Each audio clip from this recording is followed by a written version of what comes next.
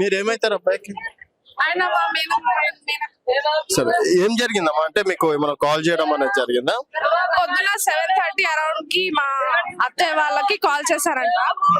Call చేసి అమ్మాయి రోజు డ్యూటీ ఉంది, డ్యూటీకి తయారైతే అమ్మా అని అన్నాడంట. 8 o'clock డ్యూటీ ఉందమ్మా వెళ్తా అని అన్నాడంట. అయితే 7:30 అవుతుంది కదరా, ఇప్పటిదాకా ఎందుకు లేవలేదు నువ్వు అని అడిగితే, ఏం లేదమ్మా కొంచెం నిద్ర వస్తుంది, ఇప్పుడు లేచి వెళ్తాను అని అన్నాడు. లేచి వెళ్తానని అన్నాడు. అరౌండ్ 8:30 సంథింగ్ ఇంకొక కాల్ వచ్చి ఇట్లా అబ్బాయి అన్కాన్షియస్ లో ఉన్నాడు అని చెప్పారు. అన్కాన్షియస్ లో ఉన్నాడు అని చెప్పిన కొంచెం సేపటికి ఆల్మోస్ట్ లైక్ 15 minutes అలా ఫోన్ చేసి ఈజ్ నో మోర్ అని చెప్పి చెప్పారు అనమాట. That's all happened and 9:30 around he was brought to this emergency room.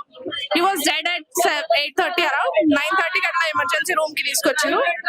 And అప్పటి నుంచి ఒక హెచ్ఓడి లేడు, ఒక డిపార్ట్మెంట్ హెడ్ లేడు, అండ్ ఒక general physician, he's a general physician అన్నమాట. అతనికి ఏమైనా అయితే ఇంకా we don't know what is happening around. ఒక మెడికల్ స్టూడెంట్ కే నో జస్టిస్ అన్నప్పుడు all these people believing this doctors coming to this Usmania hospital is no. We need justice, sir. Justice means what happened. Actually, వాడి చావుకి కారణం తెలియాలి కదా, వాడి చావుకి కారణమే తెలీదు. They're telling like depression pills తీసుకుంటున్నాడు అని చెప్తున్నాడు 6 months నుంచి. 5 years నుంచి వాడు డిప్రెషన్ పిల్స్ తీసుకుంటున్నాడు అని చెప్తున్నాడు. SVS లో ఉండేవాడు అతను పాలమూరులో.